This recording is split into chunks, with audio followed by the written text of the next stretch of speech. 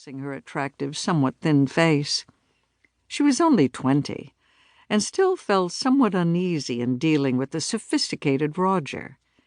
Touching her free hand to the dark hair that tumbled to her shoulders, she said, "He sends just one a week. We promised to do that before he left."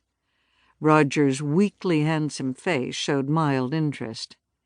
"I wonder how he finds the time. He must be busy with his concerts and all the exciting people he'll be meeting in New York. I wish I were a violinist instead of an executive drudge in a canning factory. I'd give a lot to be free of this dismal place." Victoria forced herself to smile. "I'm sure you're only saying that. You really do enjoy running the family business, and Mrs. Stoddard needs you here so badly." An expression of distaste was his reaction to her words. "This house gives me the creeps," he said, glancing around the shadowed second-floor hallway outside her door. "And I should think it would be even worse for you after what happened." She knew what he meant, but this was another subject which no one mentioned. She and Ernest Collins had become close friends. Later she was told how the wife of Ernest Collins had died in a West Coast auto accident.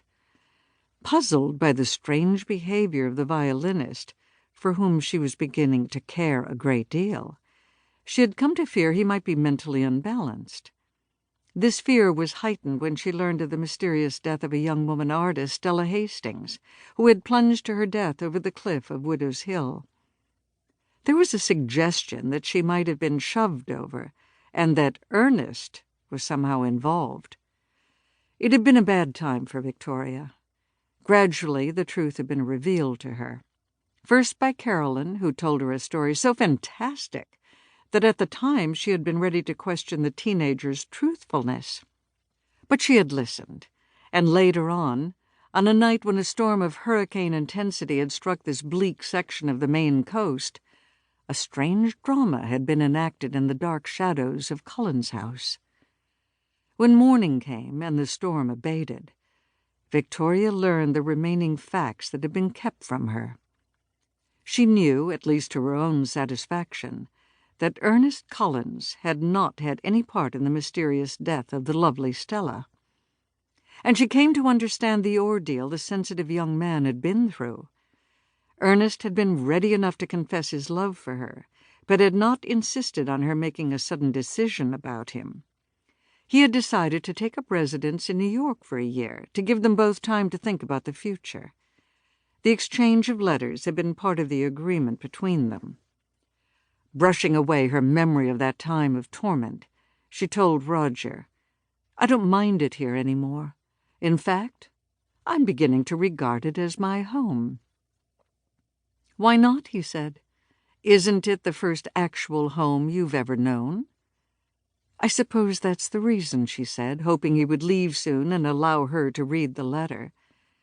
Yet she did not wish to appear abrupt with him. Still, Roger lingered in the doorway. He could often be obtuse in this fashion, and it required Elizabeth to keep him in line. She knew exactly how to deal with him. He eyed her cynically. "Or maybe you still have some of those fancy notions about being a Collins yourself? You never have made much headway in discovering anything about your past." Victoria felt her cheeks flame. They all knew that she had been left at the door of a foundling home, and had been raised there without any knowledge of who her parents were. They knew, too, about the mysterious payments of $20 that had been sent to her monthly at the foundling home over a period of 14 years, the envelopes always bearing a Bangor postmark. When she had been offered this position in Collinsport, only 50 miles from Bangor, she had been eager to accept it, hoping the rather mysterious offer of employment from Elizabeth Stoddard might furnish a lead to her past. There had been times when she felt something was about to be revealed to her, but so far she had learned nothing.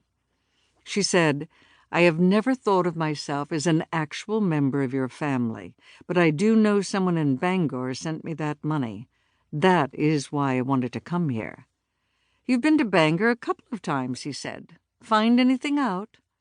Victoria shook her head. "No. They suggested I visit Augusta."